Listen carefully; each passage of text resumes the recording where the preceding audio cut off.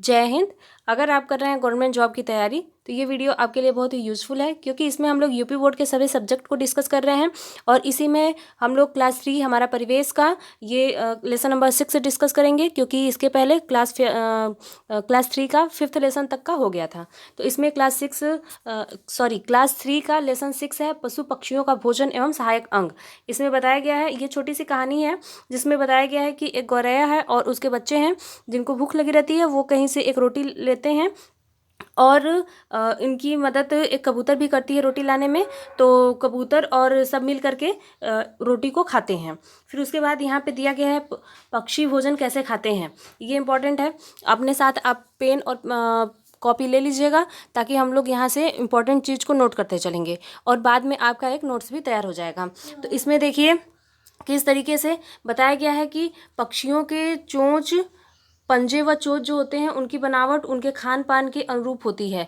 पक्षियों की चोंच एवं पंजे जो होती हैं वो फल, सब्जी, अनाज, दानों को उठाने, छिलके छीलने, कुतरने, नोचने एवं पकड़ने में उनकी मदद करती है, उनकी जो चोंच होती है। इसी तरीके से यहाँ पे पॉइंट नंबर 1 लिखने लायक है, गौरैया की चोंच की बात यहाँ पे कही गई है, तो ये पॉइंट नंबर 1 हो जाएगा। और यहाँ पे देखिए गौरैया की जो चोंच होती है छोटी एवं नुकीली होती है, ठीक है। और फिर उसके बाद यहाँ पे पॉइंट नंबर 2 हो जाएगा, शक्कर खोरा जो एक प्रकार की पक्षी है उसकी चोंच कैसी होती है, पतली और घुमावदार होती है। और ये क्या करती है, फूलों के रस चूसने में उसकी सहायता करती है, आसानी से उसका कार्य करती है। तो यहाँ से 2 पॉइंट हो गया। फिर उसके बाद इसमें आगे अगर हम लोग चलते हैं तो देखते हैं कि बाज और चील के चोंच की बात की गई है। तो यहाँ पे पॉइंट नंबर 3 हो जाएगा, बाज व चील की चोंच जो होती है छोटी और आगे की ओर मुड़ी हुई होती है, तथा पंजे जो होते हैं इनके वो नुकीले होते हैं, जिससे वो आसानी से भोजन को पकड़ सकते हैं। फिर यहाँ पे 4th नंबर हो जाएगा, पानी एवं उसके आसपास रहने वाले जो पक्षी होते हैं उनकी चोंच कैसी होती है, तो चपटी होती है और थोड़ी लंबी होती है, ताकि वो कीचड़ और पानी में रहने वाले जीव जंतुओं को, कीड़े मकोड़ों को आराम से पकड़कर खा सकें। इस तरीके से यहाँ पे हम लोग देख लिए 4 पॉइंट हम लोगों को मिल गया जो कि पक्षियों के चोंच के बारे में थी। अब यहाँ पे हम लोग देखते हैं पशुओं के बारे में। पशुओं की भी उनकी जो दांत होते हैं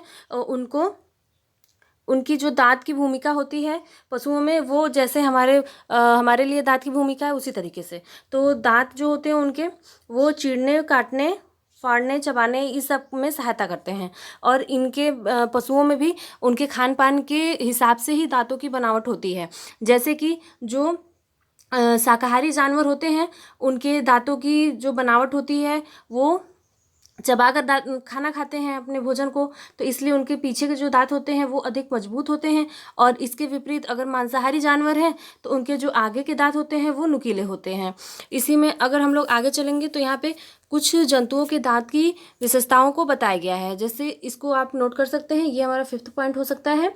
इसमें है देखिए, गाय के आगे के जो दांत होते हैं वो छोटे होते हैं और जो उनके पीछे वाले जो दांत होते हैं घास या भोजन को चबाने के लिए पीछे के जो दांत होते हैं वो चपटे एवं बड़े होते हैं। यानी कि गाय के आगे के दांत छोटे होते हैं और पीछे के जो दांत होते हैं वो चपटे और बड़े होते हैं। इसी तरीके से 6 पॉइंट हम लोग कर सकते हैं कि शेर जो होता है वो मांस खाता है, तो शेर के जो दांत होते हैं नुकीले होते हैं, जिसकी सहायता से वो अपने मांस को आसानी से खा सकता है। फिर यहाँ पे और आगे हम लोग आएंगे तो यहाँ पे देखिए ये एक इम्पॉर्टेंट पॉइंट रह सकता है यहाँ पे, क्योंकि इसमें जो भी चीज़ें हैं उसको हम लोग जानते हैं लेकिन फिर भी नोट करते हुए चलेंगे, क्योंकि कभी कभी ऐसा होता है कि छोटी छोटी चीज़ें ही हमें ध्यान में नहीं आती हैं। तो यहाँ पे देखिए ये 7th पॉइंट हो सकता है, गिलहरी के जो दांत होते हैं वो हमेशा बढ़ते हैं। गिलहरी एक ऐसा जानवर है जिसका दांत हमेशा बढ़ता रहता है, इसी कारण वो किसी भी चीज़ को कुतरते और काट कर खाते रहते हैं। यानी गिलहरी जो है वो हमेशा कुतरती रहती है चीज़ों को और काटती रहती है, क्यों? क्योंकि उसके दांत हमेशा बढ़ते रहते हैं और जिसके कारण वो कुतरती है तो उसके दांत जो हैं कि घिसते हैं। तो यहाँ पे हम लोगों ने लेसन नंबर 4 पूरा कंप्लीट कर लिया, सॉरी लेसन नंबर 6 पूरा कंप्लीट कर लिया है। और इसमें अब इससे रिलेटेड हम लोग पूरा क्वेश्चन देख लेते हैं। तो देखिए इससे रिलेटेड जो भी क्वेश्चंस हैं यहाँ पे हैं, इसका आंसर आप लोग हमें ज़रूर बताइएगा कि आपके कितने आंसर सही हुए। यहाँ पे हम लोग फटाफट से देख लेते हैं। तो पहला क्वेश्चन है, निम्नलिखित में से गौरैया के चोंच की विशेषता कौन सी होती है? ऑप्शन ए छोटी एवं नुकीले चोंच, ऑप्शन बी पतली एवं घुमावदार चोंच, ऑप्शन सी चपटी एवं बड़ी चोंच, ऑप्शन डी छोटी एवं आगे की ओर मुड़ी हुई चोंच। तो आप लोग फटाफट कमेंट करिएगा। यहाँ पे हम लोग आंसर देख लेते हैं और आंसर नंबर ए होगा छोटी एवं नुकीली चोंच। अगला क्वेश्चन देख लेते हैं। अगला क्वेश्चन है, निम्नलिखित में से गाय के दांत की विशेषता कौन सी है?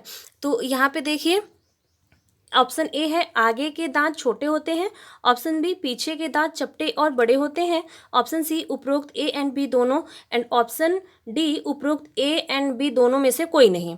तो अभी हम लोगों ने देखा कि गाय जो होती है वो शाकाहारी होती है, तो उसके आगे के दांत जो होते हैं वो छोटे होते हैं और चबाने और पीसने के लिए पीछे के जो दांत होते हैं वो चपटे, बड़े और मजबूत होते हैं। तो इस तरीके से हमारा दोनों ऑप्शन सही है, तो यहाँ पे ऑप्शन सी हो जाएगा, उपरोक्त ए एंड बी दोनों। इसी तरीके से लास्ट वाला क्वेश्चन देख लेते हैं कि निम्नलिखित में से किस जानवर के दांत हमेशा बढ़ते रहते हैं? तो वो कौन सा जानवर है जिसका दांत हमेशा बढ़ता रहता है? ऑप्शन ए गाय, ऑप्शन बी गिलहरी, ऑप्शन सी खरगोश, एंड ऑप्शन डी चूहा। तो अभी हम लोगों ने देखा क्या कि गिलहरी हमेशा कुतरती रहती है और कुतरने से उसके दांत खिंचते हैं, यानी कि गिलहरी के ही दांत हमेशा बढ़ते रहते हैं। तो इस तरीके से हमारा तीसरे क्वेश्चन का ऑप्शन बी राइट आंसर हो जाएगा। तो यहाँ पे हम लोगों ने पूरा कंप्लीट कर लिया है और इसी तरीके से हम लोग आगे भी करते हुए चलेंगे और पूरा एक बार पूरा हम लोगों के पास नोट्स तैयार हो जाएगा। तो आप लोग डेली का डेली नोट्स बनाया कीजिए और आपको हमारा वीडियो कैसा लगा आप अपने सुझाव हमें ज़रूर कमेंट करें। तो मिलते हैं नेक्स्ट वीडियो में, तब तक के लिए जय हिंद।